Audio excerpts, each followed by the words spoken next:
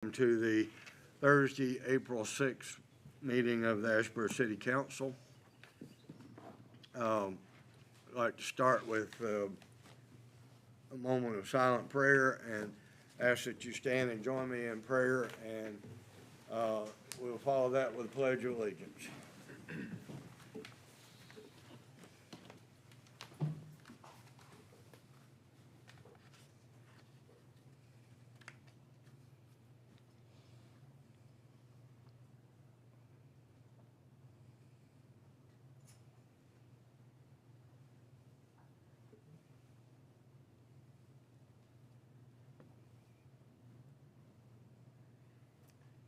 Thank you. I pledge allegiance to the flag of the United States of America and to the republic for which it stands, one nation, under God, indivisible, with liberty and justice for all. I'd like to take a moment to remind everybody that this meeting is being streamed live on YouTube. And if you do address the council, you come to the podium and there's a sign-up sheet up here. We'd ask that you print your name on the sign-up sheet, and the purpose of that is so that when we transcribe the audio tape from the meeting, that we get the spelling correct on your name. We don't always pick up the correct spelling from the audio tape. So, council, you have in front of you consent agenda. Is there any item on the consent agenda that you would like to remove for individual discussion or consideration?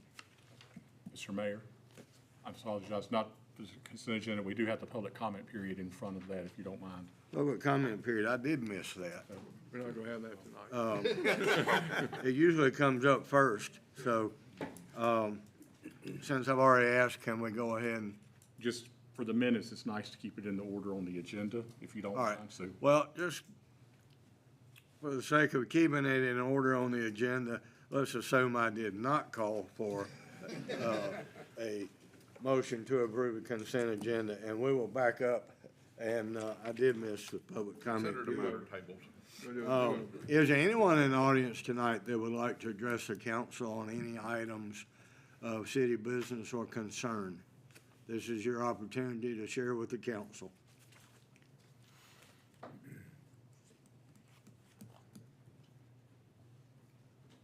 Okay, hearing none, we'll move to item 4. And is there any item on the consent agenda that you would like to remove for individual discussion or consideration? Hearing none, I will entertain a motion to approve the consent agenda as presented. Mayor, I move we approve the consent agenda as presented. I have a motion by Mr. Burks to approve the consent agenda. Do I have a second? Second. Second by Ms. Heath. Discussion? All in favor say aye. Aye. All opposed, like sign. Consent agenda is approved. Item 5 is a legislative hearing, and I will open that on case number RZ-23-03. Mr. Nuttall will provide initial testimony concerning an application to rezone property on U.S. Highway 64 East. Have at it, Mr. Nuttall. Thank you, Mayor. Yesterday, staff received a request to continue this item to the May 4th City Council meeting due to a conflict on the applicant's side. We'd suggest that this matter be continued to that time. Questions? I'll entertain a motion to continue this matter to the next regular meeting, which I believe is May 4th.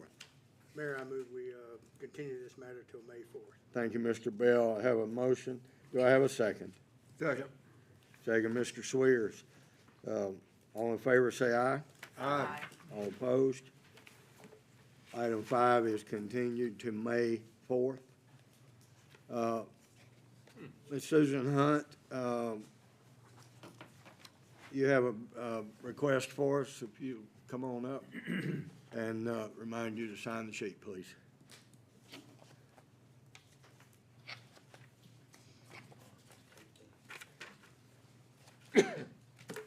Good evening. My name is Susan Hunt. I grew up in Asheboro, graduated from high school here, and I've lived here most of my life. I went to school with some of you, and I know all of you.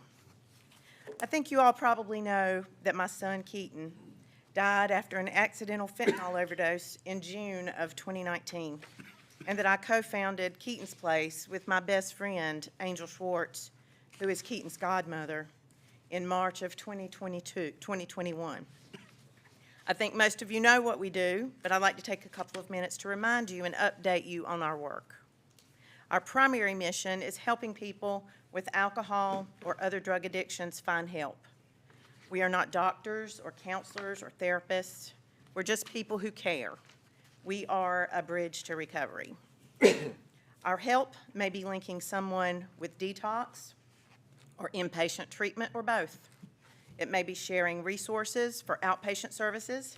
It may be providing information about 12-step meetings and other support groups. If someone does not have transportation, we take them. Since March 1st of last year, we have driven 17,000 miles, taking people to detox or treatment facilities from Asheville to Wilmington and from Rockingham to Rockingham County.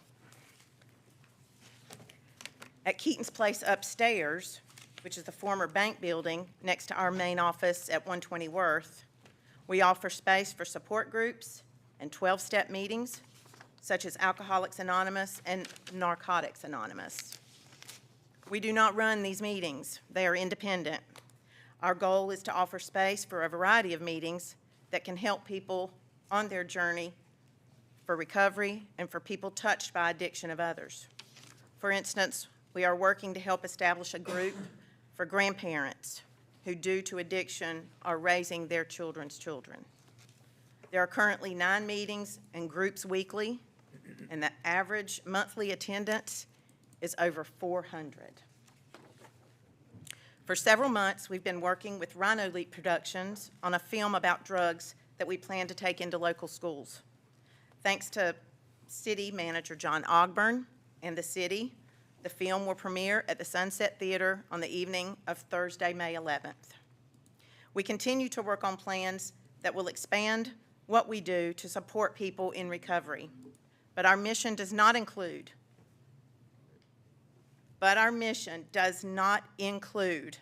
working with the unsheltered people in Asheboro unless they want help with a substance use problem.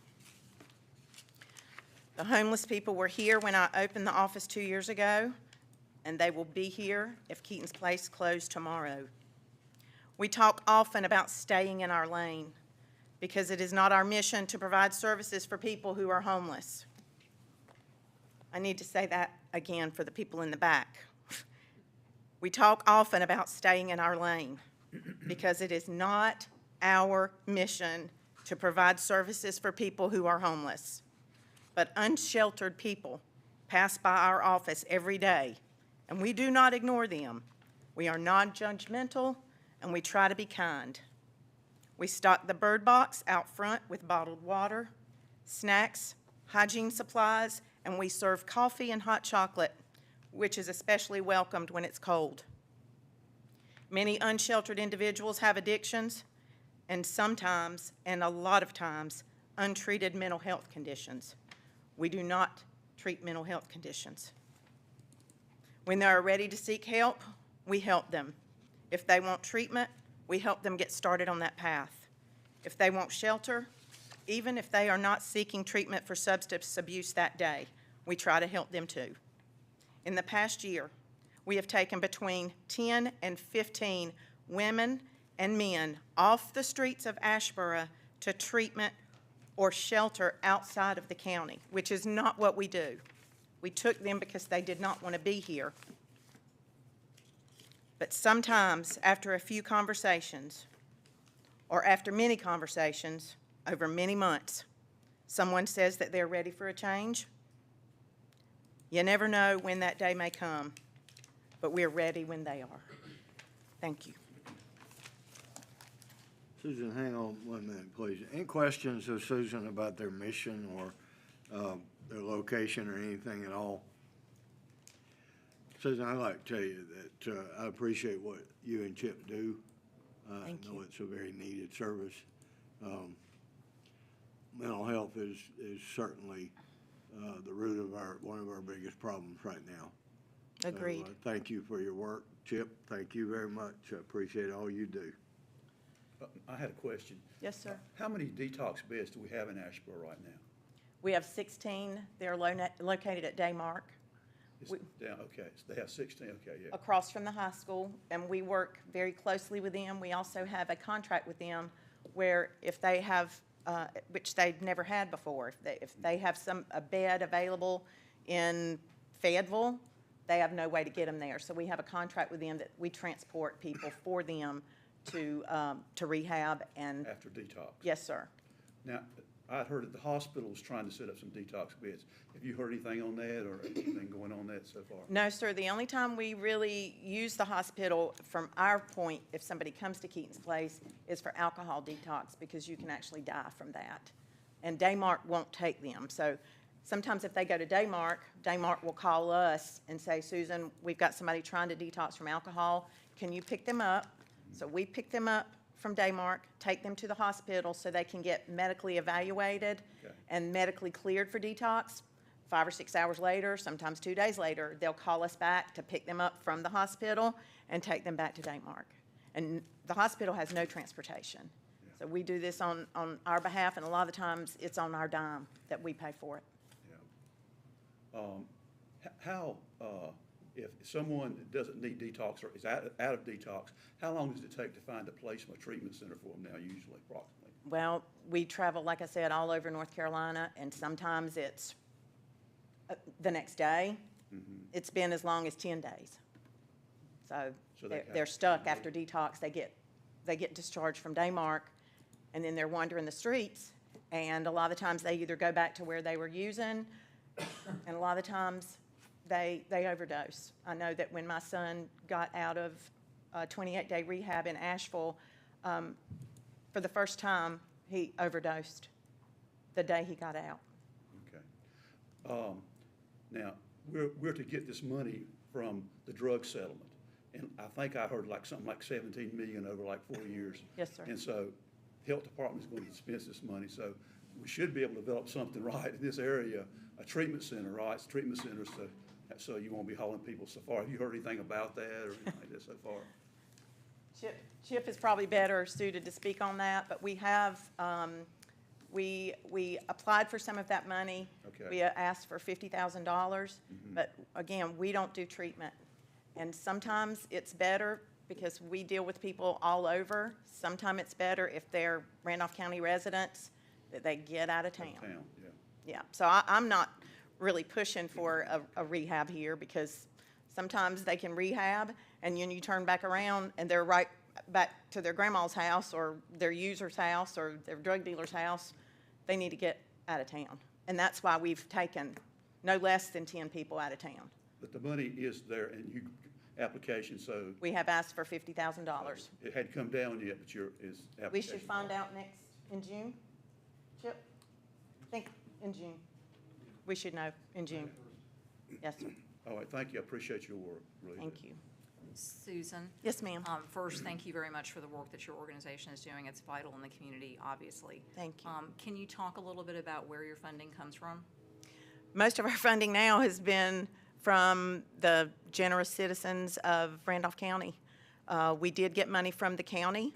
They gave us a large amount. I think we had about $50,000 the first, because we started right during COVID, and I was by myself, and I raised probably $75,000 by myself. And once we told the county what we were doing, they were very generous and gave us $175,000 to help with vans and to help expand our offices over to the bank building next door. The in-kind donation is what we have on Worth Street, because that's Angel's property, her personal property, and that is an in-kind donation that she gives to us every month. We don't pay for that at all, because she is Keaton's godmother. And, you know, there's addiction in her family, and she feels very strong about it.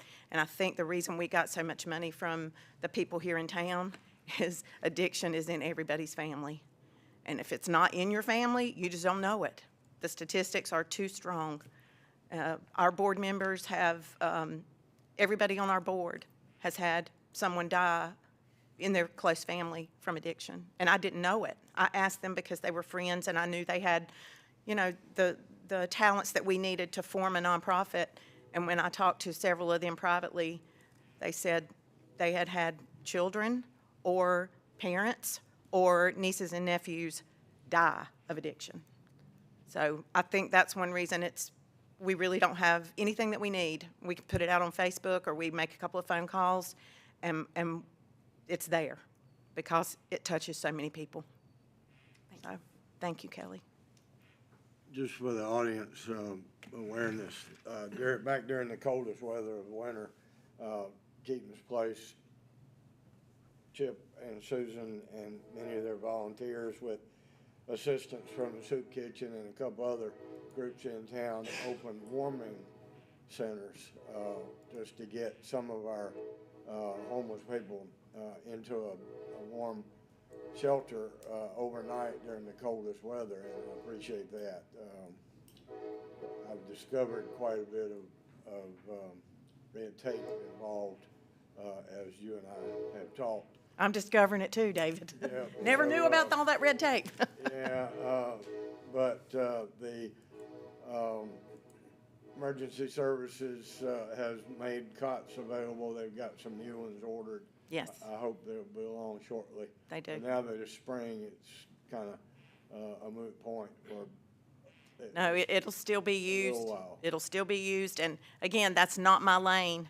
I worked really with other people that helped get it started. There was about 6 of us, and it's But not it my was lane, but necessary. it was. And you know, David, excuse me, we had 4 people fill out paperwork to go to rehab while we were connecting with them in that shelter. So I appreciate it. You never Thank know you when for all you're your gonna help. reach somebody. Yeah, yeah. All right. So, Thank you for your Susan, help, Thank too. you, Chip, thank you. Appreciate y'all. Thank Mayor, you. Mayor, before we move on, as they mentioned,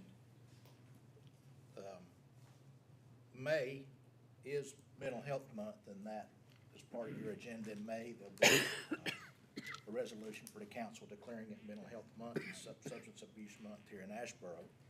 May the 11th is the premiere of the movie. We haven't named it yet, but yes. And yeah, I know we talked about several things, so I didn't want to throw out the name yet. And as part of that, the former Surgeon General of the United States, Dr. Jerome Adams, will be here. And he will be talking about substance abuse and his brother. So if the Surgeon General's brother can have a substance abuse problem, it's everybody's problem. It's never You would far from home. absolutely. It's never far from home. You would be We shocked appreciate at the people that come to Keaton's Place for meetings. They're nurses, doctors, doctors' kids, attorneys. I mean, it touches everybody. Thank you. Thank y'all. Okay, at this point, I'm gonna call on Manager John Ogburn to make a presentation. Come on up, folks. Come on up, Brad. You're in this bunch too. You just stay up here while you're up here. Mayor and members of council, turn around here so Trevor can get our picture. I'm proud to present the North Carolina Institute of Public Management for Human Resources, the 2023 Recognition Award to the City of Asheboro Human Resources Department for excellence in organizational development and leadership. So as you know, we have a career ladder for all our employees. And, there's always some rolling out the top and always someone coming in. And you can be proud of that a lot of the cities our size and smaller are modeling their human resources management on us. So that's a great thing. So on behalf of the Mayor and the City Council, appreciate it. Thank you. Thank you.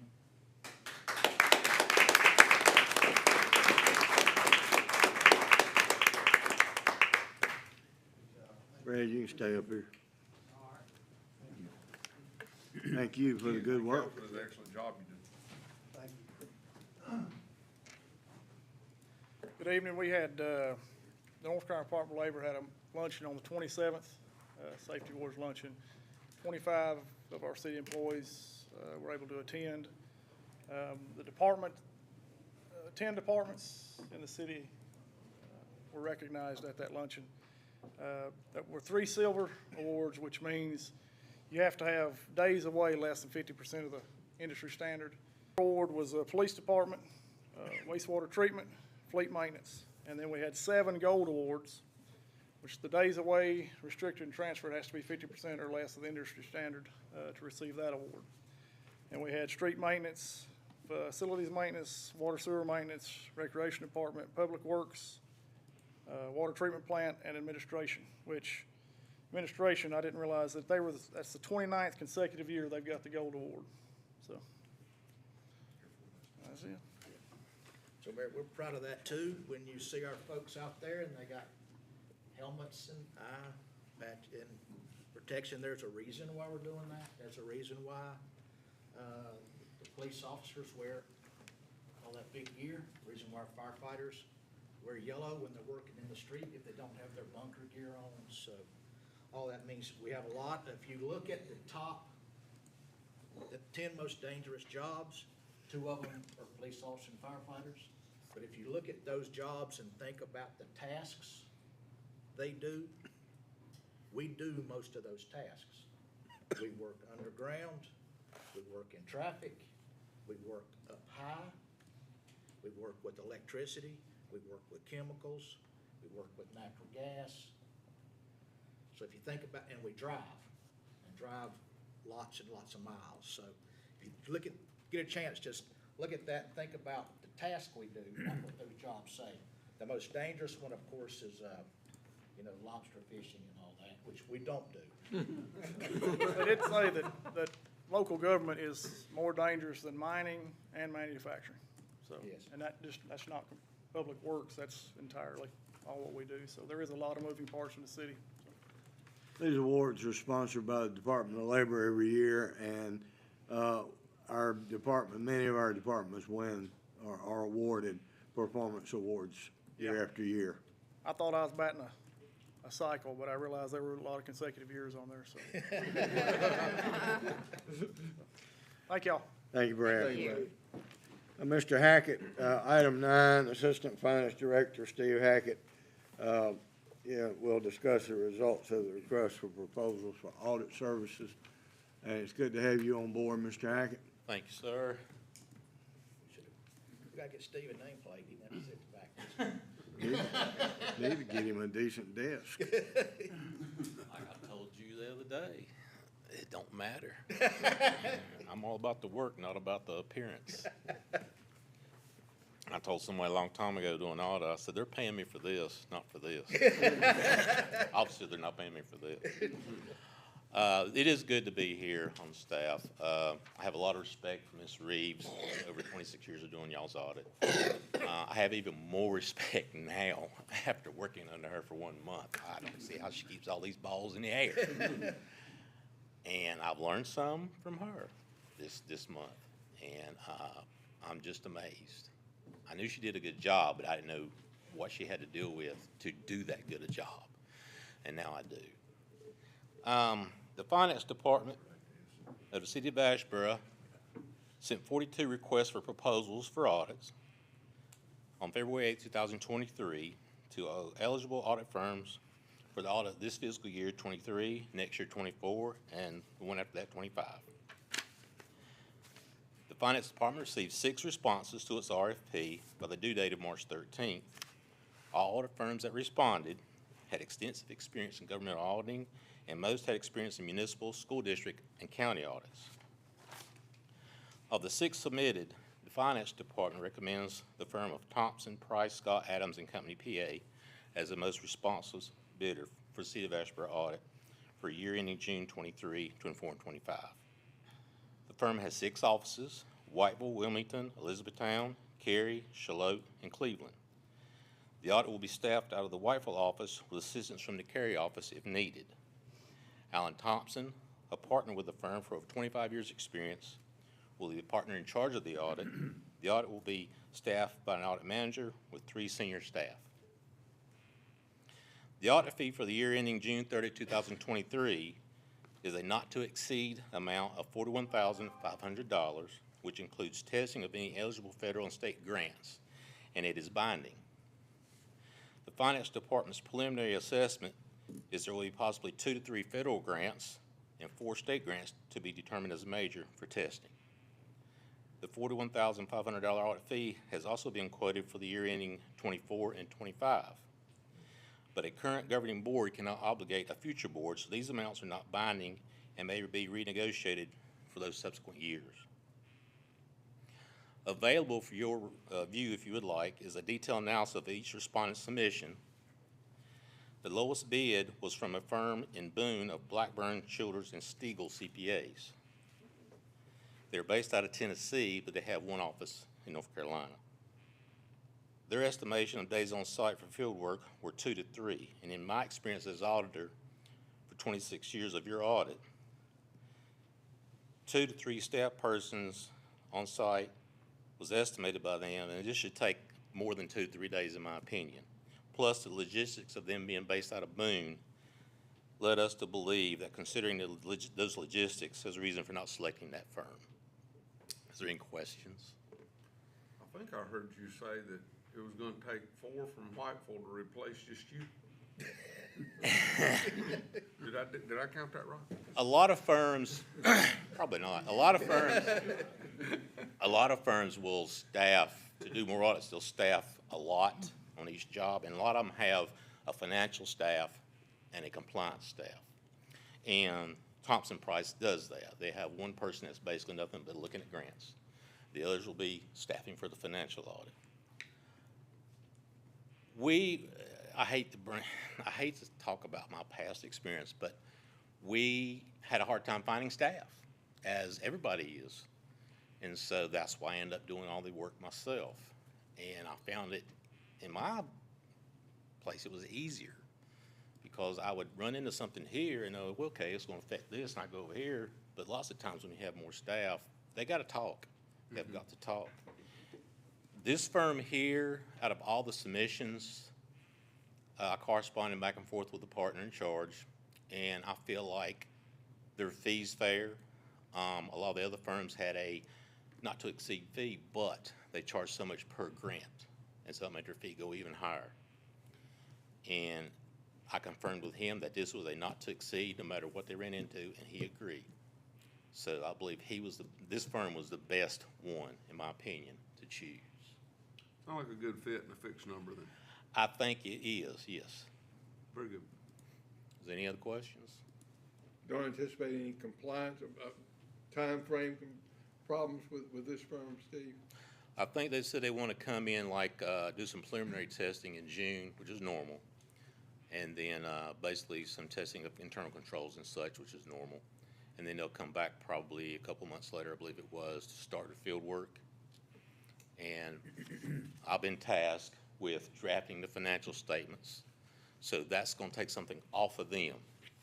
And I negotiated the price down some on each submission. I made sure that did come off. So I should be able to save the city a little bit of money there in drafting financials internally. My plan is to have them all waiting for them when they get here, and all they got to do is like we used to call tick and tie numbers. I'll have the numbers, the financials drafted ready. All they got to do is tie the numbers into the confirmations or any other evidence they want. And it's going to be like what we call a true audit instead of having to hunt for items. So I'm hoping it'll go a whole lot smoother. I hope it'll be one of their cleaner audits they run into, I hope. Anything else? Well, between you and Debbie, I expect that's probably gonna be the case. I hope so. Any other questions? Do we need an action to approve this? Well, I have one other comment, if you don't mind. If the city council recommends approval to have this firm of Thompson, Price, Scott, and Adams and Company, they'll draft the contract for audit services based on their proposal. If you approve it then tonight, then Finance Department asks that the city manager and or the mayor to execute the contract once it's submitted. If Because if, you know, you approve it tonight, basically, there's no point in approving it again, because you've approved it. All right, Just want to make sure that was understood. thank you, sir. Okay, do I have a motion to approve this recommendation for the audit? Mayor, I move we approve the audit proposed and authorize you as mayor or John as city manager to execute the appropriate documents upon submission. Thank you, Mr. Bell. Do I have a second? Second? Second, Ms. Heath. Questions? Discussion? All in favor, say aye. Aye. All opposed? Motion carries. Thank you. Thank you. All right, ladies and gentlemen, on item 10, I'm going to ask for permission to do a little exercise in expediency here.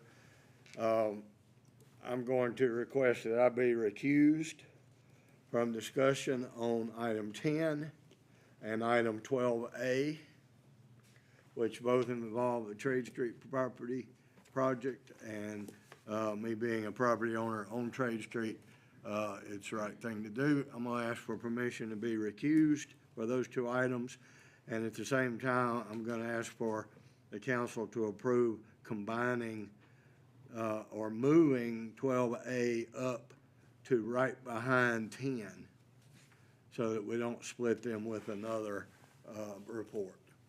And if we could also include, with your permission, Mr. Mayor, Councilmember Heath, because of her service on the Downtown Asheboro Inc. board, so both of you would be recused Okay. from these so- items. From both items. From both items, and then after the conclusion, both return to discussions and voting. All right, so we will be back for 12B 11. and 11. So is there a motion to recuse Councilwoman Kelly Heath and Mayor David Smith from items, discussion of item 10 and 12A? Mayor, I move we approve your recusal and Ms. Heath's recusal in item 10 and 12A, as well as move that we move the discussion of 12A to immediately after item 10 on the agenda. I have a motion by Mr. Bell. Do I have a second? Second. Second, Ms. Redding. Discussion? All in favor, say aye. Aye. All opposed? Motion carries.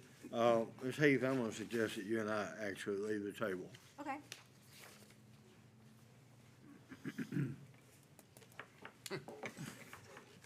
Here's the crown. His hand. About those new fast police cars. Is it your anniversary? No, it's my husband's birthday. Oh, is that what? I thought So- you were gonna I knew there was Yeah. something, Yeah. there was something special. Yes. What better place to be? Well, council will hear item 10 now as Executive Director Addie Corder presents us with the Downtown Asheboro Inc. fiscal year 23-24 budget request. Good afternoon. Thank you so much for having me today. I'm here today to ask for council to consider $550,000 to be allocated to the Trade Street project in the next fiscal year. More specifically, we're requesting that the two parcels that you see listed in your packet be purchased so that we can provide additional parking downtown, provide trash receptors for businesses downtown, and also power transformer units. After doing some surveying on the property and assessing what available space we had with Trade Street and this project, it was found that this acquisition was needed to make sure we properly fit required trash and power, and it will also provide extra parking. My understanding is as well, and you or John might have information to that by providing space for the transformer bank, that location frees up access on Trey Street, as well as saves some money in the distribution of the electricity. It should, That's correct. there was a tremendous vault expense by Duke had we not had an alternate location, not to mention ongoing maintenance costs. Is that? That's correct. So it's not it's a partial reallocation as opposed to straight expense. Yeah, and, what we'll do is, when we get to our budget workshop, the engineering department will have a layout of what we project if we fund it to DAI, what the end product will look like. And, we'll show you how that ties in with Trade Street, which is our project, which is, on here somewhere, number 12B, and we'll show you how all that ties together and how that works with the selling of the potential dealing with the Atman-McCrary building, which is 12A. I think I've also understood as, we'll go as far as saying it's a matter of timing, of sequential timing, that we know the answer to this information so that the Wooten Company could properly incorporate the transformer bank in lieu of the vault situation, so they know what to design and not have to redo work. That's what we're working toward, yes. So there's those items to consider. Yeah. Is there any further information that relative to this property acquisition to be discussed? So there's Details? There's no action required tonight, Mr. Mayor Pro Tem. This is just Okay. for information and to get it on the, get it in the minutes and get this, we'll present further down the road. Very good. So is there's no other updates of information? We've covered the matter. Thank you very much for bringing that to us. Absolutely. It's exciting progress. I hope to see it through. We've got good things going on downtown, so. Absolutely. Our next item, 12A, that was brought up, Trevor will present the following community development items. Update on the city staff's plan to begin outlining a framework with DAI for the potential conveyance of the North Street Mill property for historic preservation purposes under the North Carolina General Statute. Thank you, Mr. Moffitt. Tonight, the staff is seeking council consensus to allow us to formally discuss with Downtown Asheboro, Inc. And Addie Quarter as executive director of that organization, the potential sale of the former Acme-McCrary Mill, which we at the staff have started referring to as the North Street Mill, since we now own the property. So if you hear a reference to North Street Mill, it is the former Acme-McCrary property. Over the last few months, staff has had informal conversations with Downtown Asheboro, Inc., as well as other organizations and stakeholders about options that are available to the city related to the rehabilitation and repurposing of that structure. Both prior to and since acquisition, we have been sharing information and seeking input from many different parties who have a vested interest in the continued revitalization of downtown. Most recently, the Redevelopment Commission toured the building this past Monday.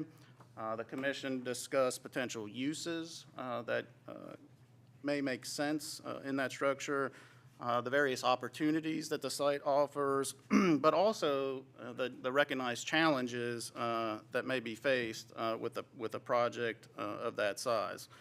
Members of the County Historic Preservation Commission, as well as representatives from the Chamber of Commerce, as well as Downtown Asheboro, Inc. board members have toured the facility as well within the last year. And that occurred as the city was going through the evaluation process for acquisition.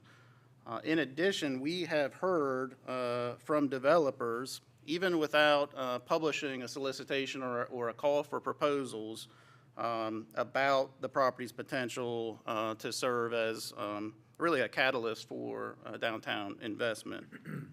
But in addition to that local input that we have been seeking and receiving, we've also been reviewing mechanisms and processes that other cities have used in North Carolina for projects that have similar circumstances.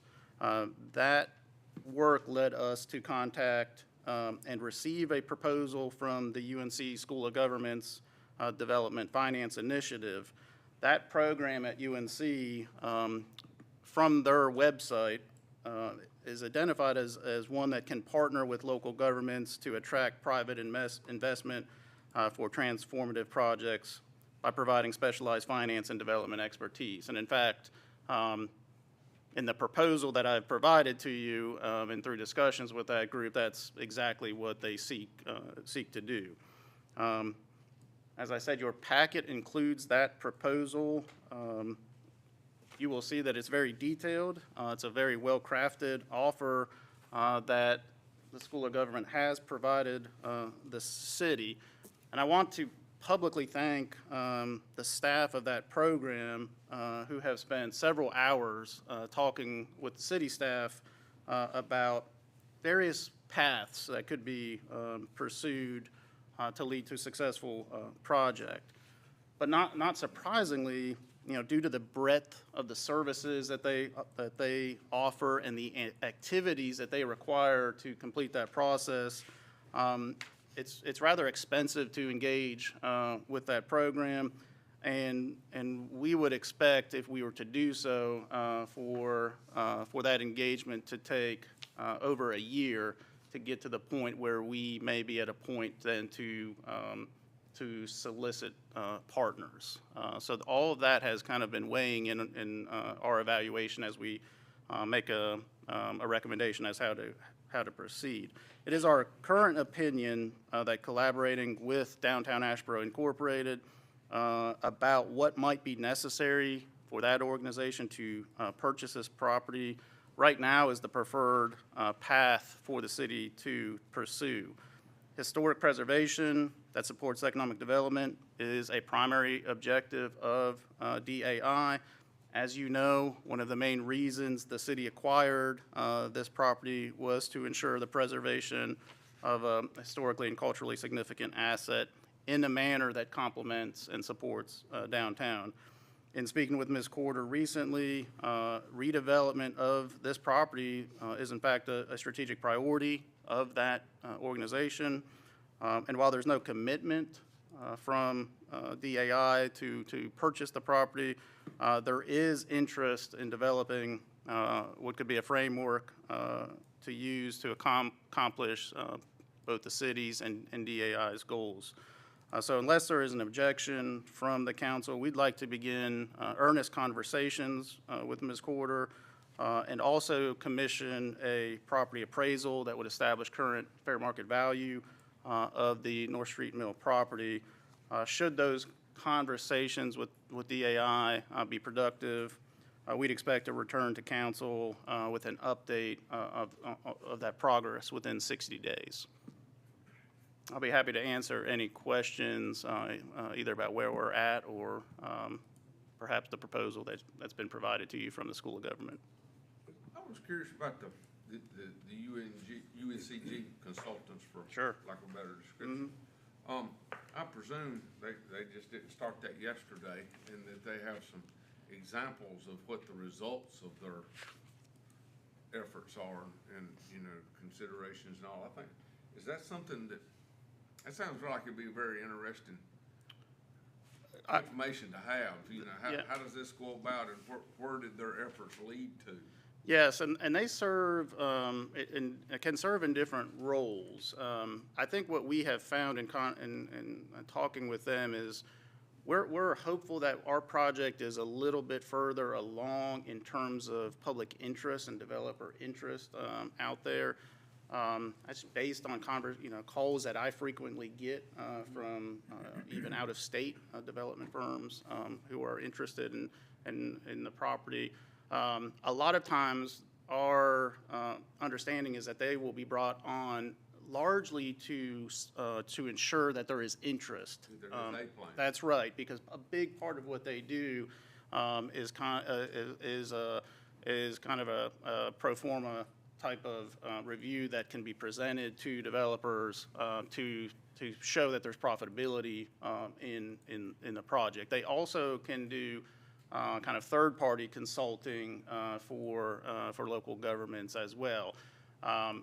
So, yes, I would say, the projects we have looked at are a little divergent from our particular project, and, you know, they certainly are an option if you know, the conversations with the AI don't go anywhere. But we'd like to at least investigate this option first before spending the kind of money and time on that proposal. What they may have accomplished, so to speak, because it sounds like we have a property that's of a tier and a scenario that we may have the luxury of evaluating proposals, but you may not know what all proposals may be possible. Sure. Without looking into some creative mind, you know, I'm more better at 1 + 1 is 2 kind of engineering, the creative thing.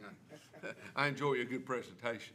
And I think what we've also learned is that this resource is there now, and it will be there. There very well may be a different type of project down the road that engagement with the school, you know, immediately makes sense to get that assistance. And like I said, we may end up revisiting that, but at this point, we'd like to talk with the AI more. So what would you need from us tonight? Just as long as there's no objection of the council, that is the path we will proceed on, and look to bring an update back here as soon as possible. Trevor, let me ask one question. Now, I heard something a little bit about this, about the roof situation. Are we working on that now? Yes, sir. Having went through it the other day, Yep. you know Yes. how important that is. You may be surprised, but it's actually in better shape due to some of the repairs that have happened. I'm glad you pointed that out. In February at the retreat, that was a concern that was raised, especially if we were to undergo a long process and doing an evaluation. The city is overseeing the repairs necessary to stabilize the roof and tighten it up some. So we have bought some time. Working on that. Yes. Okay. Thank you, sir. Any other interest or commentary on the consensus? We just had a good little test. Yeah.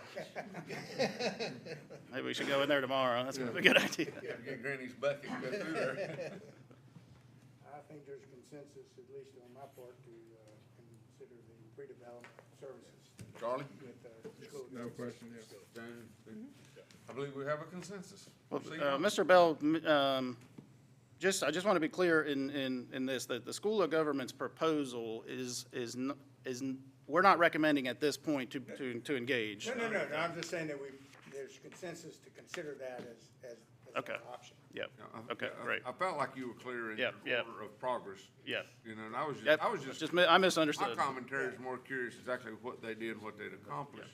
Sure. If we had Right. any interest at some point, just look and see what they did to learn. Absolutely. What they can do. A great resource. Yes, sir. A free sample, if you would. I can call y'all back up here. You're still driving that bus.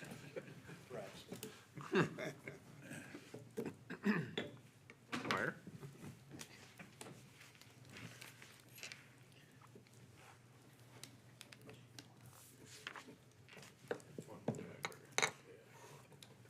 Item 12B is consideration of change order number 1.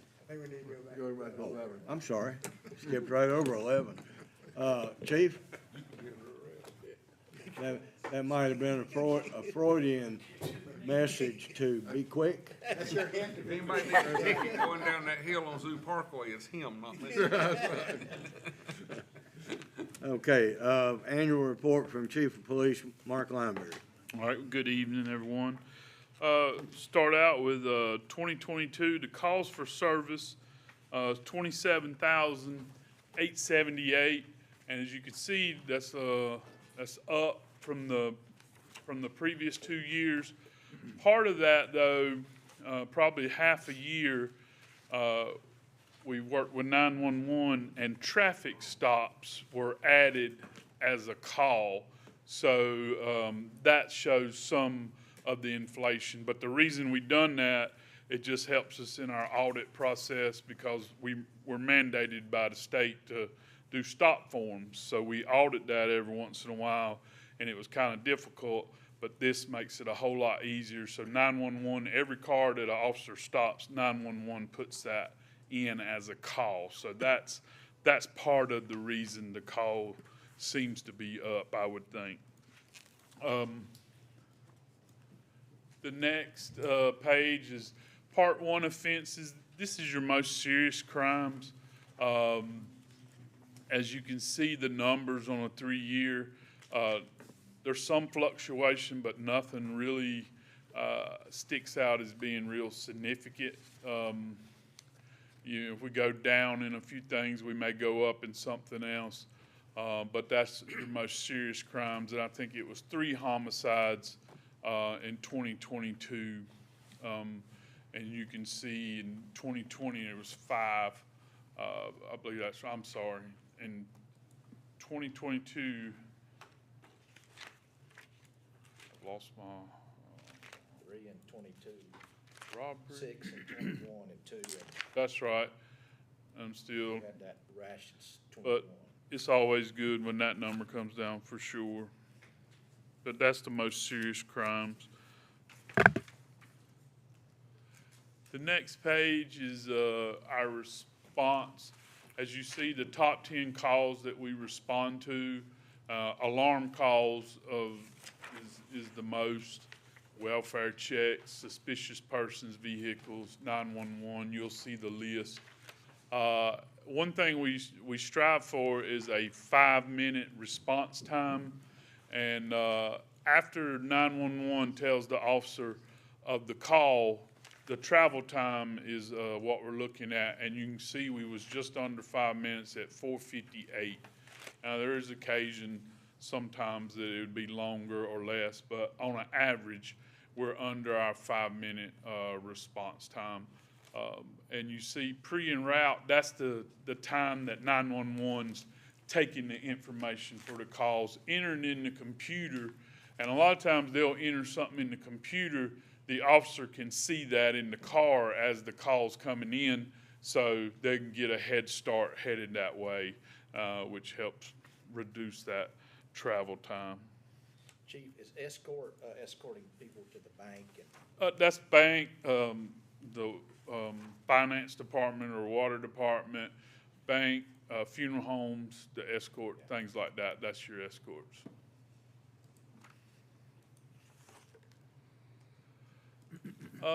Here's our most common arrest offenses. And as usual, people don't like to go to court. And that's, that's the number one, failure to appear. Warrants get issued, and that's the number one offense someone gets arrested for. But then you see second is drugs, larceny, third, drug paraphernalia, 4, stolen property, 5, and then you're trespassing. And then driving while impaired in 2022 was 137, and that's not a big jump or a big decline. So that's the top 10, and you can see total arrest in 2022 went up a little bit there.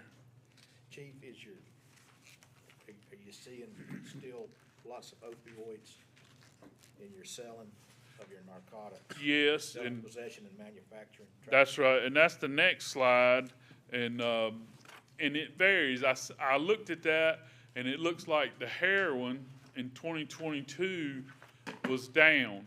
As you can see in 2020, it's way up. 2021, slightly above what 22 is, but a lot of times that is vice and narcotics, a big bust. So in 2020, obviously, they probably had a big bust, and that gives an inflated number. Also, we have to keep in mind that's where, as I know drugs is a problem, but we have to keep patrol full. So when you're shifting personnel, they come out of specialized units first to fill patrol. So, but hopefully we're working, out of that for sure. And Chief, those numbers, when you say total drugs seized, is that a gram weight? that is grams. everything's in grams except prescription pills, and we just do that as per pill. Dosage unit. That's right, dosage unit, no matter what size the dosage. We try to keep it as simple as we can, but, it is in grams. On one thing, the drug problem, the overdose calls for 2022 were 249, and that was 149 incident reports taken. 14 of those overdoses, the person died or was deceased, and the police department administered 43 dosage, at least 43 dosage units of Narcan responding to those types of calls. 22 overdoses, no, 14 overdoses in 2022. 14 deaths from overdose, 249 calls. It seems like usually, and you know, you have the calls in the county, but when you start getting an overdose death or a lot of overdoses, there'll be some deaths, and it'll be here in the county, probably because whatever someone's selling that week or that day is stronger or whatever, and people tend to overdose more. And then when the deaths start happening, you'll start seeing there's a couple in the counties, a couple in the city, and then of course our vice detectives try to make that link, just like the county does, to see who was the supplier. But it's definitely a problem for sure. Traffic crashes. Top 5 locations, no surprise, Dixie Drive, always number 1, Fayetteville Street, Salisbury Street, the interstate, and then Highway 42 creeped in there, and a lot of times Park Street will be in there, because really on Highway 42, there's a lot of that's not in the city, like right there in front of the Y, and so we give those wrecks to the Highway Patrol, but that's your wrecks, and I believe they was way down. It showed a good number down from the previous 2 years. I did pull some data on Dixie Drive because the new road they built. In 2022, Dixie Drive, 425 wrecks. 2021, it was 502, and then 2020, it was 542. So I think 21 was the first year it was opened out there. I think that's right. So it's starting to come down, but a lot of the reduction in Dixie Drive wrecks for whatever this year was parking lot wrecks. So the new road didn't have anything. We can't give it credit for that. Chief, a lot of those are intersecting streets, so how do you make a determination as to if it's Fayetteville Street and Salisbury or 42 and Dixie Drive? We just pick one. Most of the time it's the way the officer enters it. Like if it's at the intersection of Fayetteville and Salisbury, more than likely to go Fayetteville Street. And so it's usually ever who the vehicle, the officer, how he writes it up is what determines that.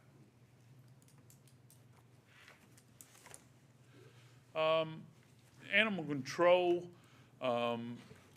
is the last slide, I believe, today, and it looked like they went on 1,388 animal-related calls for service in 2022.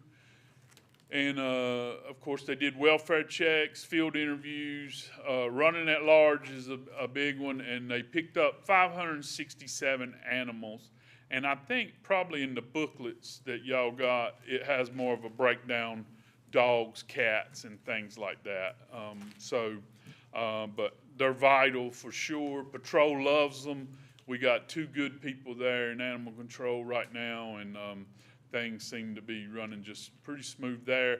I know sometimes the shelter is full. Just like used to be, the jail got full. Now we're adding on to the jail, but now the shelter needs some space. So, but that's pretty much an overview of the report, and I hope y'all can study the books, and of course you can ask me any questions you'd like. I will agree with you on the kudos to animal control.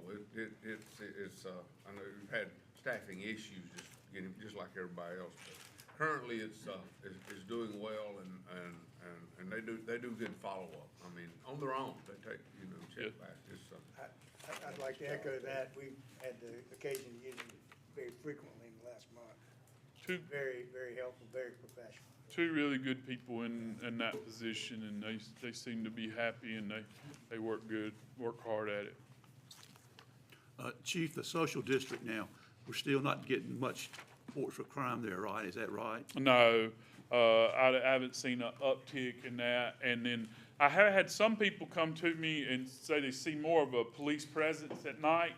And of course, then I'll get the call where they don't see no police. So I mean, you're going to see them if you're looking, I suppose. But we tried to do the patrol teams where we could get more personnel downtown. And we started out about the 1st of January, mid-January. So, but I had have some feedback where they see the officers more, but we haven't had any problems in the social district, no. Okay, good, thank you.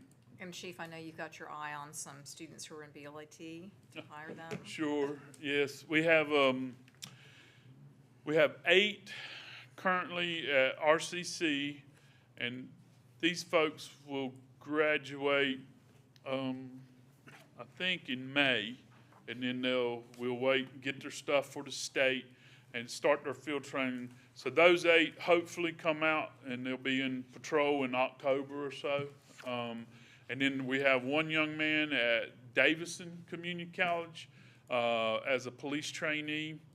And we have 3 conditional offers out as police trainees to RCC's having like a summer school. And I think that starts May the 1st. So, and those 3 are in the background process. And we just opened up another hiring for police trainees for the class that starts July 31st. So police trainees seem, the pool's getting a little better for the police trainee side. Of course, we're paying them to go to school, but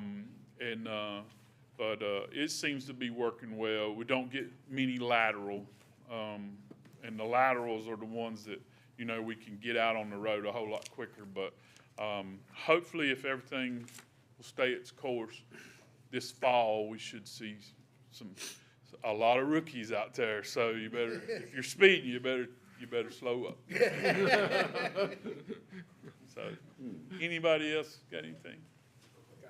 Now when they graduate school, and the state gives us our documentation, now they still come to us. When he said October, he meant on their own. We have a field training program. That's correct. They ride with somebody first. Field training's 16 weeks, but once they graduate rookie school and we get their stuff back from the state, then they get a nice pay raise. They're called Police Officer 1 recruits, and then they start their field training, which is generally about 16 weeks. So like the chief said, Christmas shopping that end of October, better watch speed. Yeah. So, because I can remember way back when I was young. And some attorneys give me a fit there in the Anyway. Not. Yeah. He was just teaching me. Thanks, Chief. Yes, sir. Thank you. Appreciate it. Thank you. Good work. Good job. All right, can I do 12B now? Not yet. I'm just bound and determined I'm gonna forget somebody. All right, Eddie, come on up. Good evening, everyone. This is our Chief Building Inspector, Eddie Garner. Appreciate y'all's time. Appreciate everything you guys do. Again, I'm Eddie Garner. I'm Chief Building Inspector. Have been since 2021, the latter part of the year. So our focus is to not harass people, but to make sure that safety standards and the buildings are in building code compliance. And also, we strive for customer service. That is a big thing I like to continue doing, making progress on that, because we're getting a lot of feedback now from people that say they appreciate, they love coming dealing with us. other than other inspection departments and things. And that's my goal, is to continue that. To help us do that, we implemented the new software that took place back in 2021, I think it's around September of 2021, and that also provides us the ability to provide that customer service for everyone. It makes it easier on everyone to apply for permits, pay for permits, schedule inspections, and it just makes everybody's life more easier. They don't have to come into the building. So I think COVID probably generated a lot of that software in other jurisdictions, but, and again, I said it last year, Trevor done a tremendous job on selecting this. It's the best I've ever had. I've done 5 of these softwares. This by far the best. So we made some changes between last year and this year. We hired a new building inspector, which he has previously worked with the Water Resource Department, which is Nathan Laughlin.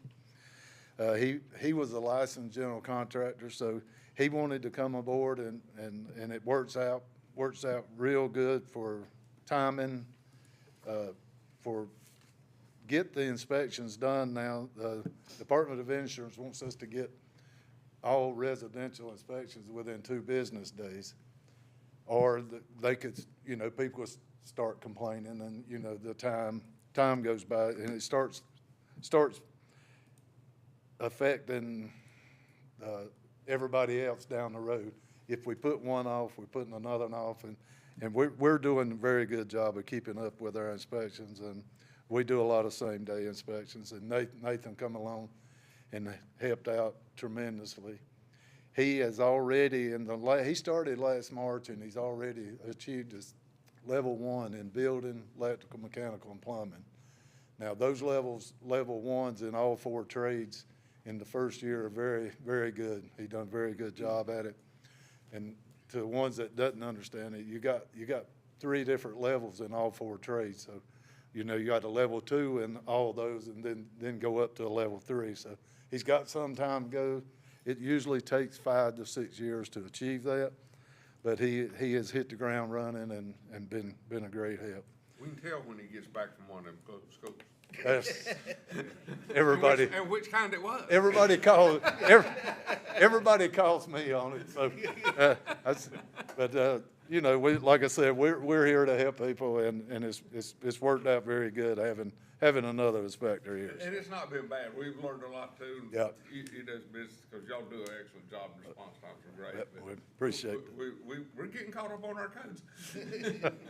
And we also hired a new permit technician, which she come from our neighboring county, which is Montgomery County. I think she's been doing this type of work about 8 years or something. She is tremendous. She's very, very good at what she does. The customer service has stepped up another notch there too. So, and that was our goal too, to treat people like we want to be treated when they come in the office, and get a permit and put a smile on her face. And so she has done a tremendous job. Canthaly is her name, Canthaly Kehoanum. Now, I've practiced that second name a long time, so I'm only say it one time, but she has been awesome. That goes back to my next one. October of 2022 is when the Department of Insurance required us to get those inspections out within the 2 business days, and that again is why our department had grown like it has in the previous year.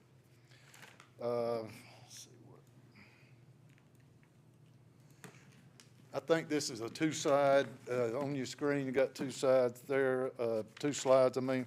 The permit type report, that's just a breakdown of all your building, electrical. We've included fire construction and fire operation, mechanical, plumbing permits. It's a breakdown of the revenue that was generated off of each an individual one, and the amount of them. To the far right, it was like $256,000 that we took in revenue for issuing permits the previous, this past year, 2022. So, we had some, as you see, I'll get to, we had some increase and some decrease. On the next slide, getting carried away here. The next slide on your right side is the a breakdown of the new single family modulars, townhome duplexes, and the total amount of permits that was issued and the total valuation of those permits.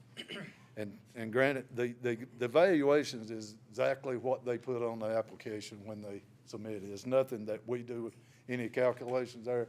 It's just, you know, we put what the cost of construction is and they put it, and that's all we got to go on there is whatever they put on the application. So it's nothing that the tax department couldn't use anything off of that anyway, because it's just what they put down. So and then the alterations really picked up this past year and the single family residents actually went down a little bit, but there's a kind of a breakdown of each one, residential alterations and the commercial alterations and their valuations on it. So, and like the total valuation of all the construction was $36 million.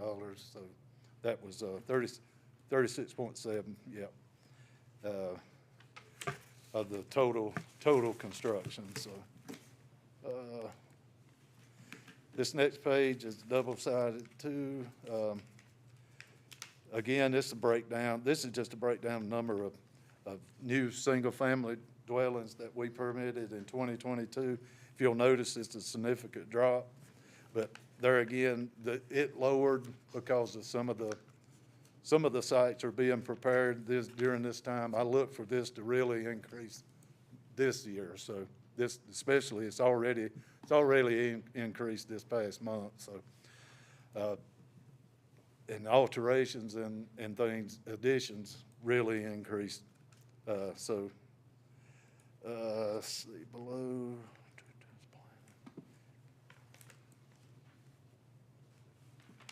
And the next page is where the total, the 5 years. This is really a breakdown of basically everything as far as the valuations, the permits, and number of permits. Like 2022 was 63. That was an increase. See, from 54 to increase. You see how it kind of goes back and forth. If a new single family is we didn't have a lot of them, and then we had a lot of alterations and things like that. So it's never really consistent. So you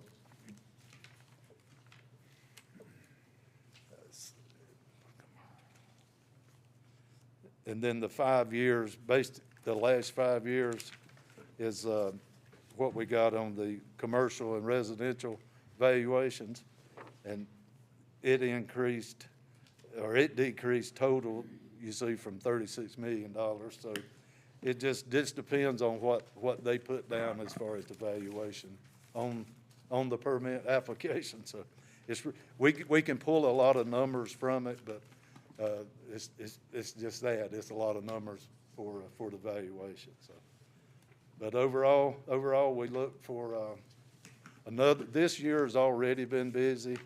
I think the inspection wise, last year we had 2,900 some inspections that we made year. Some of the jobs took a lot of the inspections, such as the school, which we finished the school up, and try to hit on some of the jobs that we finished up. Asheboro High School, Church Street Apartments, very, very close. You see the day they was putting in windows, they're getting into very, very short rows there to completing. Black Powder, I think, yep, we finished Black Powder. And Taco Bell, Tropical Smoothie, those things we've completed that took a lot of time, a lot of inspections.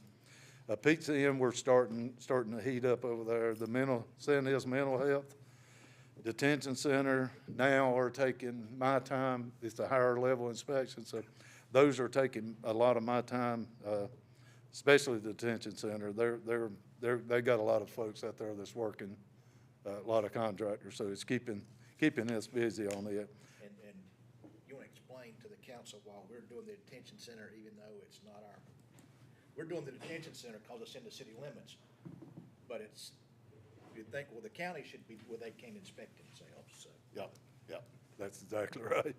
So, and then, we've got some great projects. The Zoo City Sportsplex and the, ballpark, spend a lot of time at those two. Not so much now down at the, Sportsplex, but the ballpark. Once it starts coming out of the ground, there's a lot of required inspections there. And once they get to a certain level, it'll slow down there on our end. But just to name a few things, the residential, like Windcrest subdivision and West Point townhomes, you know, I think that West Point, I think they got like 4 or 5 more homes to build there. And then Windcrest, maybe 20, 25, something like that. So, and they're heating back up now because I think we get ready to issue like 20 more permits out there. So that'll be the single family residence increase again next year. So, but we look forward to another exciting and successful year. We'll continue our working closely with all the departments and make this a great place. And I have to say again that we have the best working relationships with I feel this is the best place to be for anybody to do their job, and we got all the support that we need. So, and I do appreciate it. So. Questions? Well, I can honestly say, when we went electronic. Yep. And I came on into the 21st century begrudgingly. And you've been doing a great job at it. The system, it worked so well, thank you, Trevor, with that, to meet Kentally. I just make a social call. Yeah. I mean, I emailed, I talked to her a couple times on the phone, but just to see her, talk, just to introduce ourselves, Well, it's always good. It's just streamlined, it works. Yep, it's good to see a smiling face every once in a while beside putting in numbers in a computer, so. Thank you for it. All right, thank you, guys. Thank you. All right. Thank you. Thank you, Eddie. All right, is anybody sitting at the table up here that can tell me where I'm supposed to be?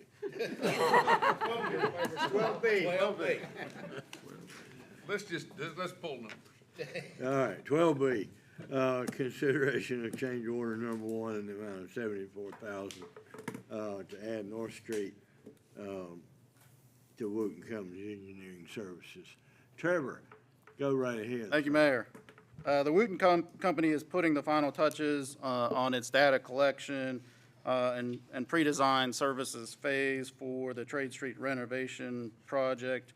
I remind council that the city received a state grant for the purpose of improving the look and value of Trade Street while also maintaining necessary vehicular access.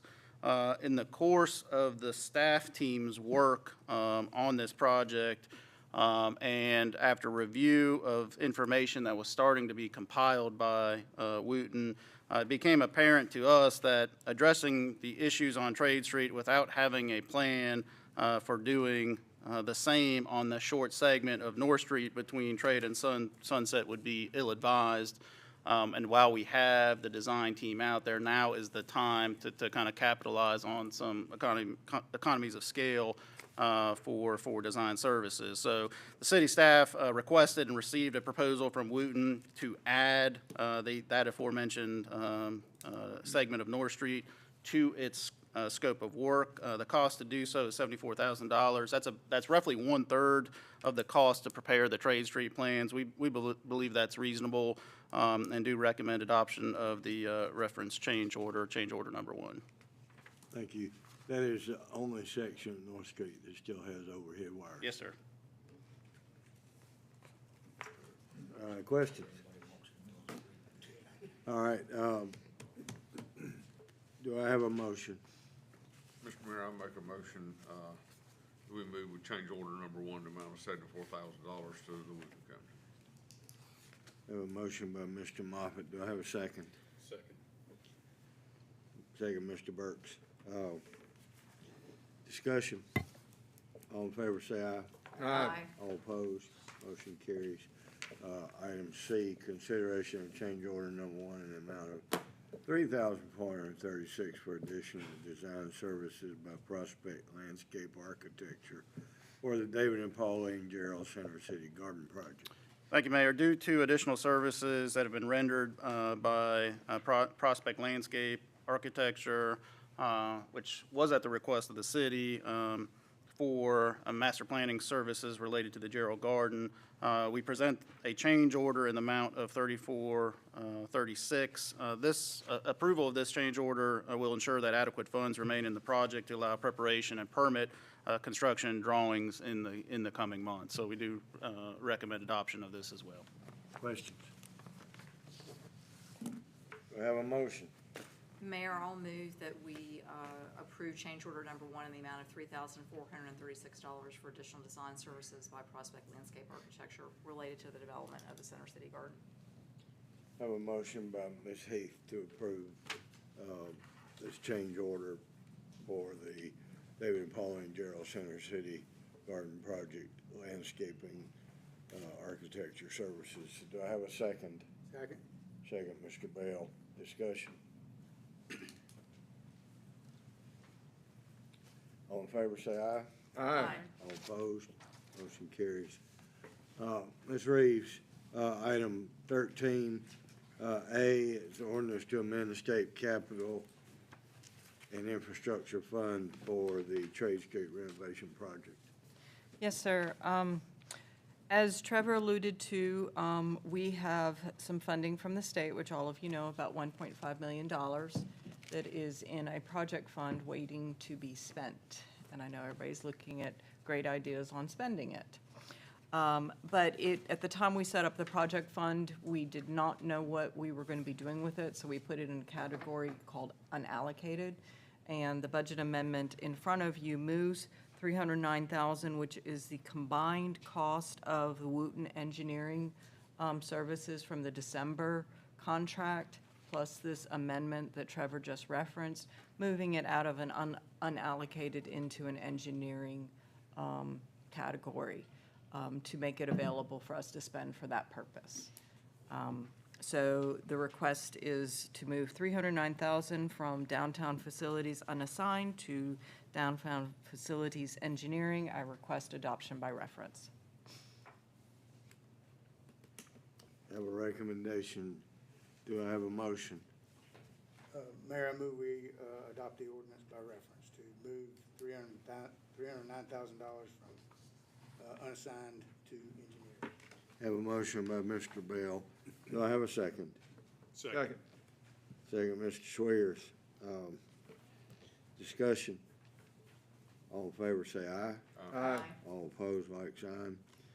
Motion 13A carries. 13B, ordinance to amend the general fund for contribution to David and Pauline Gerald Center City Garden Fund relating to a change order for contracted services. Yes. The ordinance to amend the general fund, which will also be followed by an ordinance to amend the David and Pauline Gerald City Garden Fund, is appropriating some additional funding for the change order that Trevor referenced. Obviously, once you approve, normally when you approve a change order, then we approve the funding for that. So I recommend adoption of moving $3,436 from the general fund to the project fund. I recommend adoption to ordinance to amend the general fund by reference. We have a recommendation. Do I have a motion to approve this adoption by reference?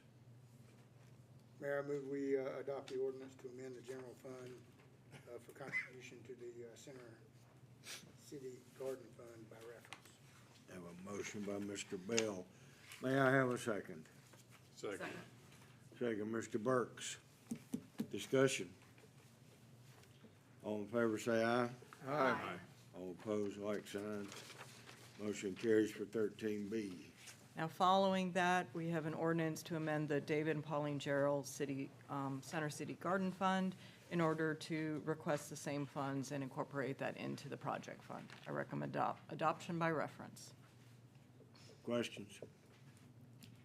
Have a motion, have a recommendation.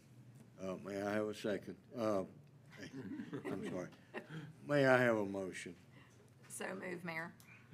Have a motion by Ms. Heath. Do I have a second? Second, Mr. Bell. Discussion? All in favor, say aye. Aye. All opposed, like sign. Motion carries. 13C. All right, Mr. Roney, item 14A is a resolution authorizing an application for state grant / loan for the Lake Lucas Dam Intake Improvement Project. Good evening. I'm glad to be near the end, I guess. So, staff is once again seeking state funding in the form of a loan with Division of Water Infrastructure and DEQ for the Lake Lucas Dam Intake Project. We applied last spring. At the time, we were in the process of seeking statements of qualifications from professional engineering firms. We have selected Freese and Nichols. Tony Grubbs is here representing them tonight. He slipped in on me. But they are agreeing to help us with this application process. Since they've been selected, and we don't have funding, they don't have a job. The project did not score very well last year, and we're trying to find any low-hanging fruit we can to improve it. It's not looking great, but they're expecting they're not going to be any principal forgiveness loans this year. It's all going to be loans, no grants. So I don't think the competition is going to be as big. But one of the steps in the boxes we have to check every year, every time we make the application process, is a resolution from the council saying, we are seeking this funding. You're okay with it. We're not hiding anything from you. So that's what I'm here tonight to do, is to get you to approve this resolution, to put in our application packet to make people that need to know aware that you know what we're doing. So I'll be glad to answer any questions. Why is it we score so poorly? It's the criteria they have. We don't meet a lot of the things. They don't care about our intake. Yeah.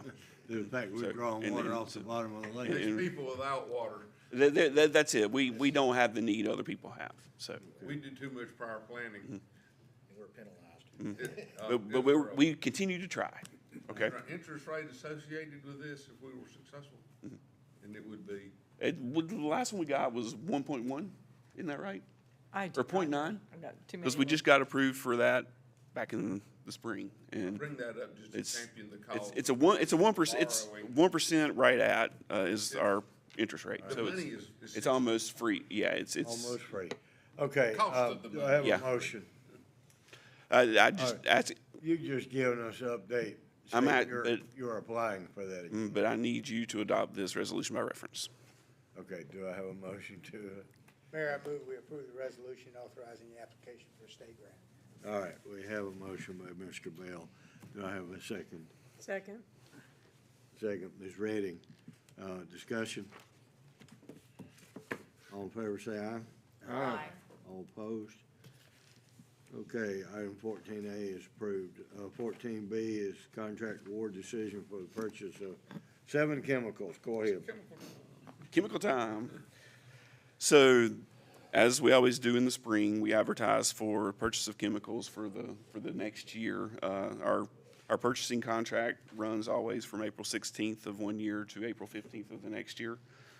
We do that to kind of align those numbers so we can prepare for the budget. And this budget's going to take a lot of preparation.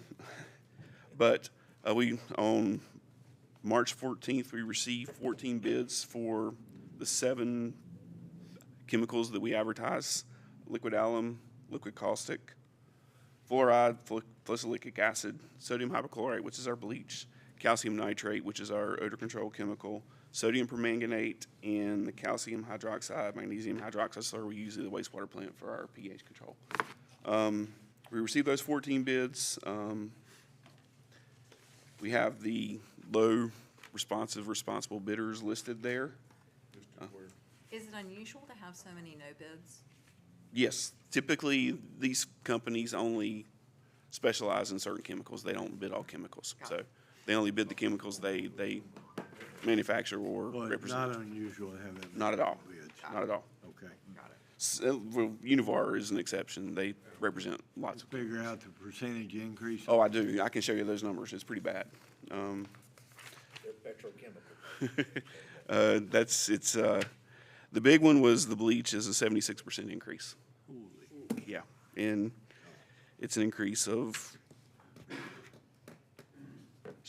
$66,000.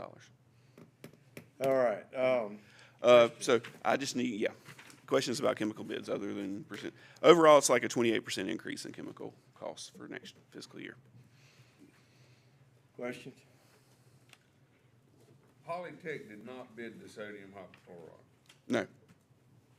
Never have. Did that surprise you? Never have. Never had? No. She called me 3 times, won't know about it. Okay. He wanted to sell it to Richmond Village, not I promise you that the 2 55-gallon drums I buy, wouldn't buy the ring on her finger. All right, do I have a motion by reference? No, this is staff requesting entering contracts to purchase these chemicals as We're listed. giving you permission to enter this contract for purchasing, Yes. and you need a motion. Yes, please. Okay, do I have a motion? So moved. Mr. Burks, thank you, sir. Do I have a second? Second. Second, Ms. Heath. Any discussion? All in favor, say aye. Aye. All opposed, like sign. Thank you. And item C, 14C, go right ahead, sir. Okay, this is a resolution supporting and authorizing, wrong resolution, I'm sorry. Services to assist in the Water Resources Division with utilizing the design-build method to complete the Wolf Speed project. We're learning this design-build process is very complicated. The general statutes there's not but a couple paragraphs, but there's a lot in those paragraphs. Basically, we have to meet the criteria to be able to do this project. And there's a step of things we have to go through to meet that criteria. One is we have to be experts in the design-build delivery method. There's no one on staff here that has ever done design-build, so you're not a staff person, sorry. He says I'm an employee. Certain He circumstances. tells me I'm not an employee. So to me, Which is it? Question are always. Certain circumstances. As the lawyer says, it depends. Good answer. to even meet the criteria to proceed with this delivery method, we need to hire a consultant to help us meet this criteria. All right. And with that, there's lots of things that we'll have to go through a process, and council will have to prove that criteria.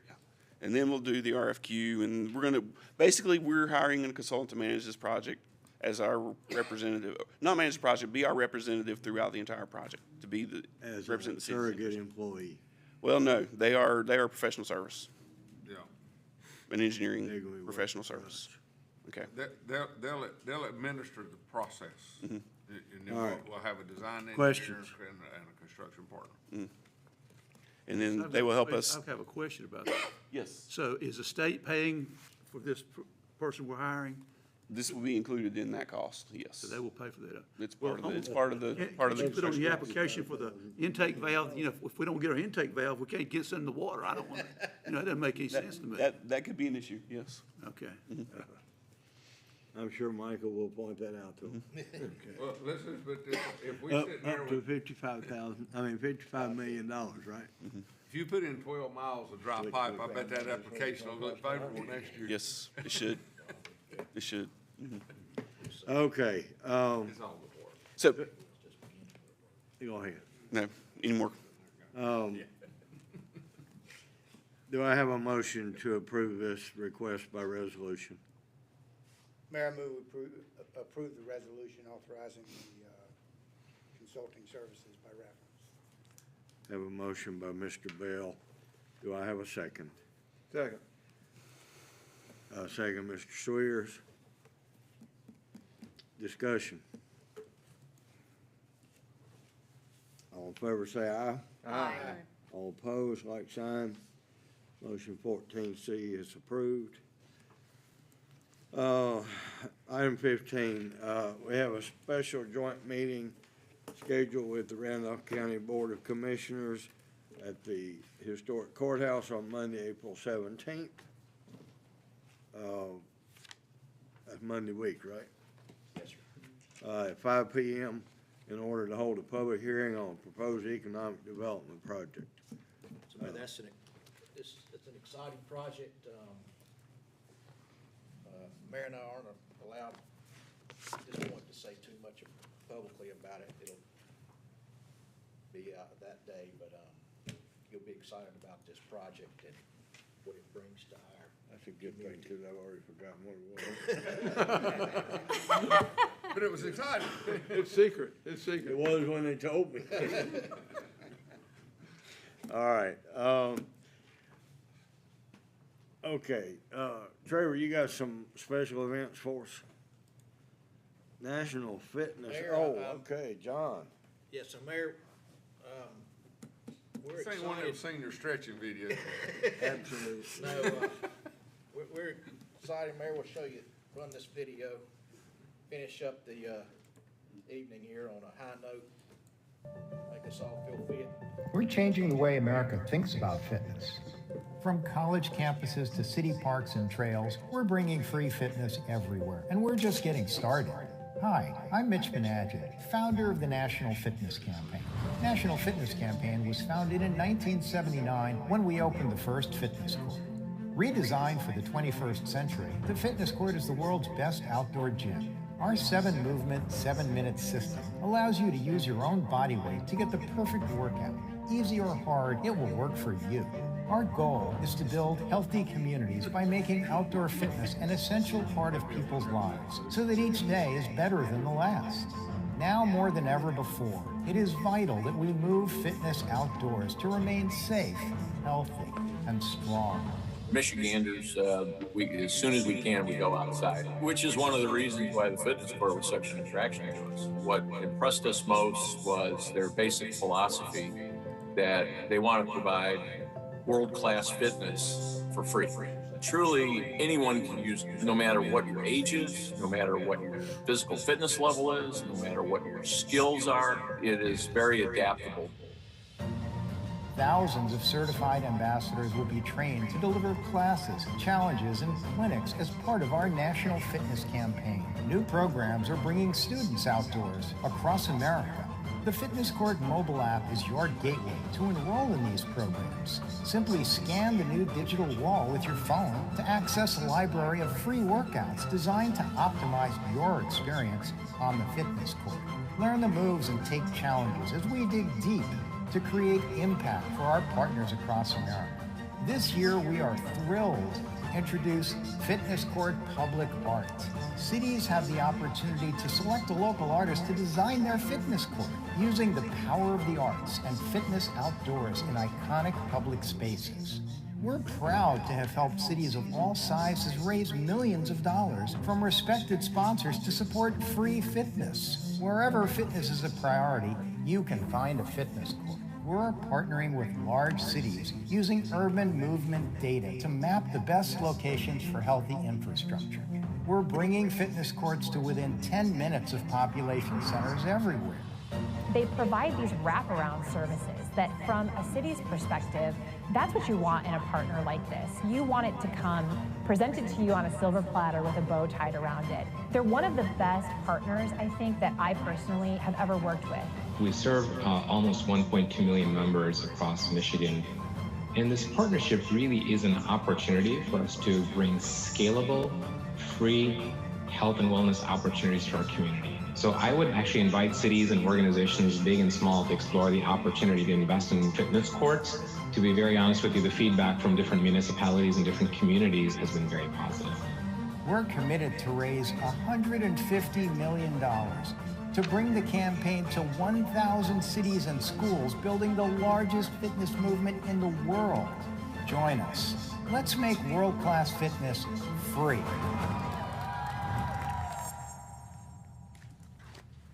Mayor, I've been in touch with the National Fitness Campaign folks, and they asked me to apply for a grant.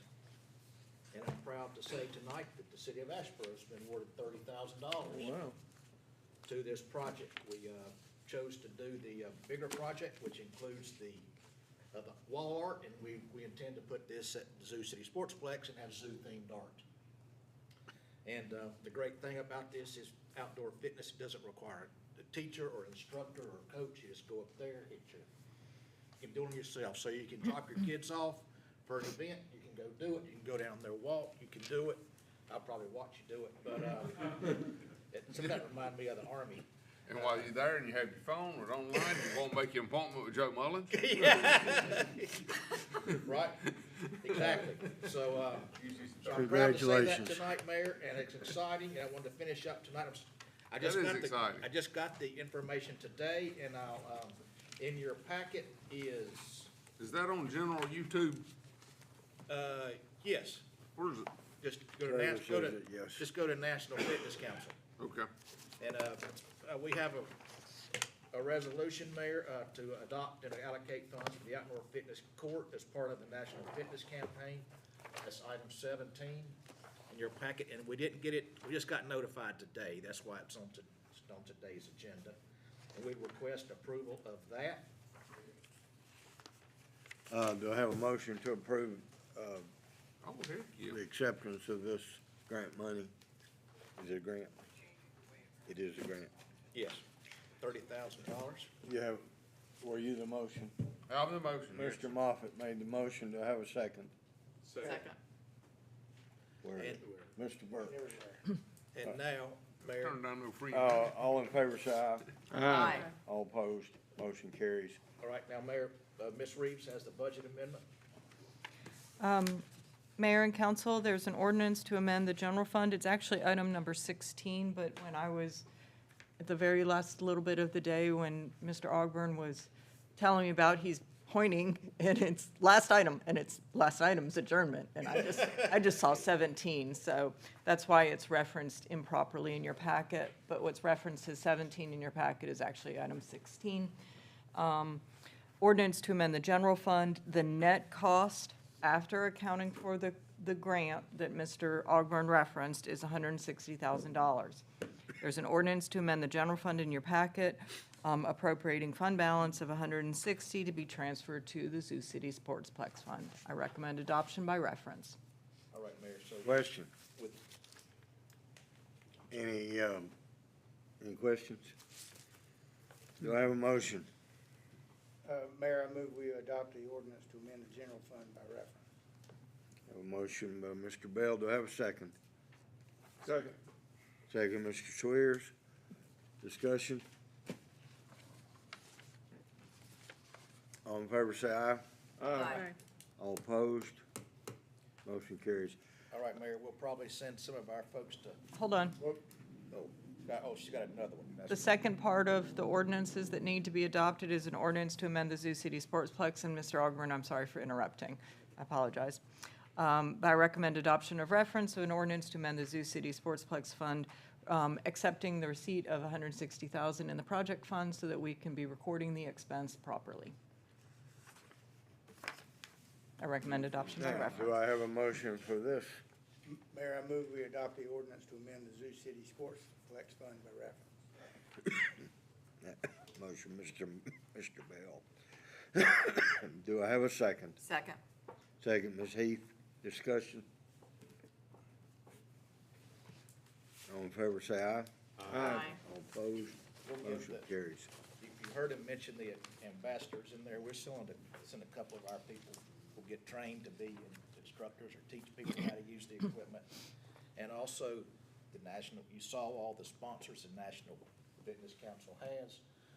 I've submitted some healthcare businesses like to reach out to the National Council of Fitness. Will reach out to see if they want to help sponsor that here in our community. So we're just beginning our partnership with them, just for the record. Mr. Nuttall, you got a calendar for us? Closed tomorrow. April 9th until all eggs are found, Easter eggs. That was last weekend. Yeah, I think That was last Saturday. Cause I was Still there. be a few eggs out there. They moved it to, they moved it to the rec center, and they threw 5,000 eggs out on the floor. So you can, it wasn't any hunting for them. It was just run out and grab all you can and stick them in your bag. All right. Ribbon cutting for renovation at Asheboro High School on the 3rd at 1:30.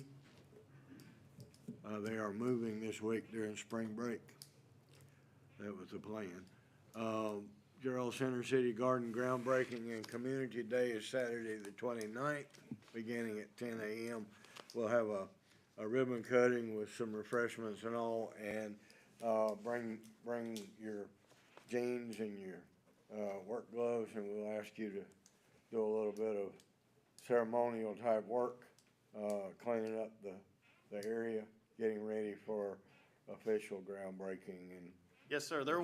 We are asking folks to pre-register, so we have an idea of. Pre-register? Yes, so we have an idea of the tasks that volunteers may want to participate in. So once that registration is live, we'll be sharing that, but thank you so much. And we send invitations out to the folks that help us fundraise in our community. You all have an invitation. Mayor's Prayer Breakfast, Thursday the 4th. It says 6:45, but if you want to avoid the line, you ought to be there at 6:30. And we'll try to be out by 8:30. The speaker this year is Rusty LaRue, who played 2 sports at Wake Forest, was a 3-sport star in Winston, whatever school he went to in Forsyth County, and played pro basketball, and actually has lost a son.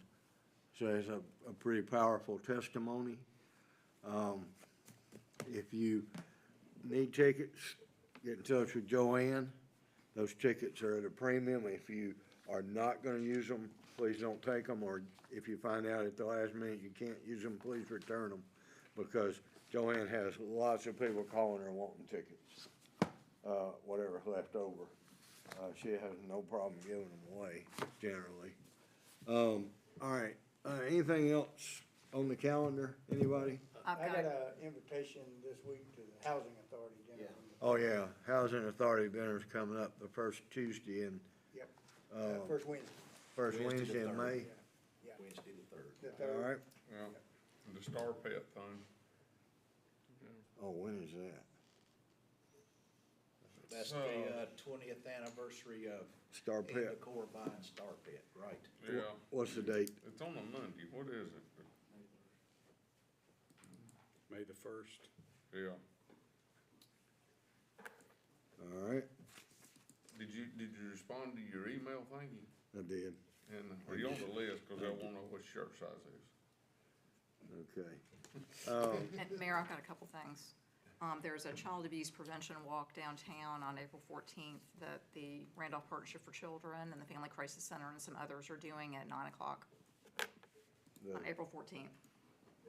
And the pinwheels out, Mayor. It's at their parade, their children's parade. I think they're doing this in lieu of the parade. That's right. Don't hold me to that, but I think I heard that somewhere along the way that they're doing And this the pinwheels in are lieu out of the this month too, Mayor. Yeah, the parade. all right. And then the next year, the trail hike will be Sunday, April 16th, weather permitting. When it rains, these get canceled. And this is gonna be a hike to the top of Mount Shepherd. Yep. And you can climb the fire tower there. It's the highest point in Randolph County. It's actually not a terribly difficult hike, but it's not a walking on the sidewalk either. Yeah. It's a little strenuous, but it is certainly worth the view. Anything else? Anybody? All right, Kelly, you wanna start down there? I'm good. Okay, Charles? I'm the same way. Clark? Again, like to, give kudos to Animal Control. They've been at our house a couple of times and very good work. And like to wish, Ms. Redding and Mr. Swears happy birthday. As long as they keep coming. That's right, that's exactly right. Thank you. Clark, John? Walker? Second, happy birthdays, happy Easter to everyone. Happy Easter. There's an interesting article in the North Carolina Bar Journal, State Bar Journal, written by one of the attorneys in Moore County about Asheboro, and the adoption of alcohol and the whole process and how it has changed the city. It was a really good article. Anything? I did notice, last week on the news where Greensboro expanded their, social district. All right. There's gonna be the whole town before they get through. Yeah.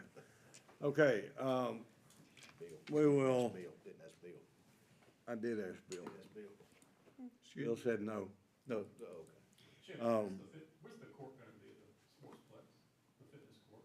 The what? At the court sportsplex, there's, at the top of the hill, there's 2 football fields, soccer fields combined. It'll be beside one of the soccer fields. Not the championship field, but right there by it. Okay. Great. All right.